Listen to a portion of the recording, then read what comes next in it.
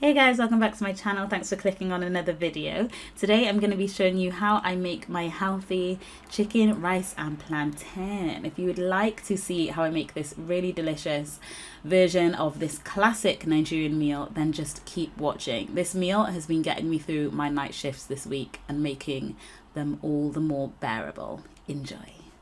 And we're getting straight into it. So I've chopped up some red onions, one whole red onion and a bunch of spring onions, and I'm just putting those inside a blender with some chopped tomatoes and a bit of water to help it mix well. Now I did this in 2 separate batches, but you can just do one. I only did that because my blender is a little magic bullet, so it's a bit small. But yeah, 1 can of chopped tomatoes with the onions. Then I'm going to add in another can to the pot, another can of chopped tomatoes to the pot.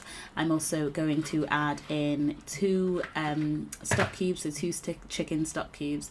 I'm using Knorr, you can use Maggi, whatever brand you prefer. So yeah, 2 chicken stock cubes into there. I'm not bothering to break them up because they're just going to dissolve in the water anyway. And then after that I'm going to carry on adding some more ingredients. So I'm going to grab my curry powder.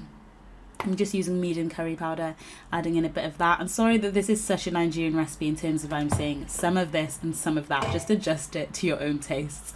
And then I'm adding in my blended mix of onions. If you don't want the purple tinge, just use white onions instead. I just used what I had. And then I'm also adding in some tomato puree, so a whole tube of tomato puree. Also, this quantity makes quite a lot of stew, so it makes enough for 2 meal preps. I had a lot left over which I'm storing to use again, so you can halve it if you wish. Then I'm going to grab my chicken and slice that up into in half because they were just very big pieces of chicken breast. Then I'm going to heat up my stew, and at this point I'm also going to add in a few more flavourings. So I'm adding in some thyme, and then I'm also going to add in some garlic powder. So I just heat them all up together and get my stew nice and hot so it's kind of simmering before I then go ahead and add in the chicken, because I'm going to cook the chicken inside the stew.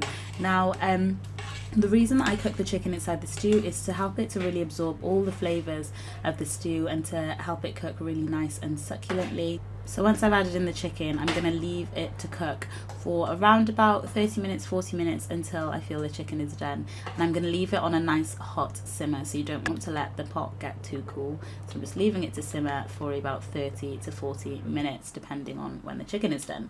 Then I'm going to grab some super ripe plantain, so ripe that I couldn't even show you the skin because you would think I was actually gross as to how far I let it ripen.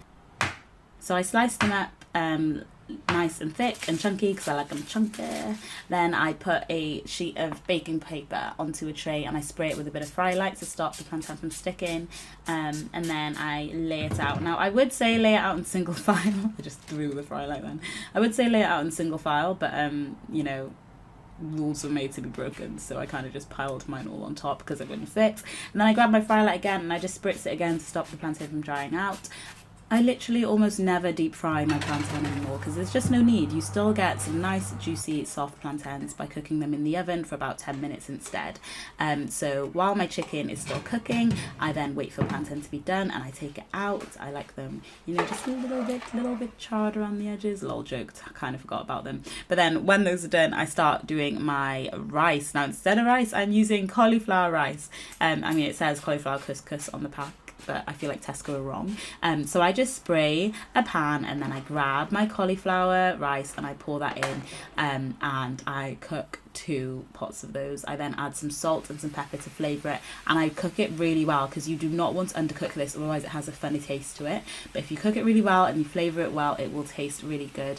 And this is just a really great way of lowering your calorie intake while still eating kind of your favourite foods. It will taste different to start with. The cauliflower rice tastes very different to rice, but when you put it with the stew and with the plantain, honestly you could trick yourself into thinking you were still eating the traditional standard chicken, rice, plantain and stew. But this is so good, you guys. I've really enjoyed eating it. Please let me know if you try it, and what you think of cauliflower rice, because I know that some Nigerians might be like, that is an aberration, that is an abomination. But please try it before you judge it, because it saves you so many calories and it does taste good. I promise that I'm not just out here suffering in silence. I do really like it.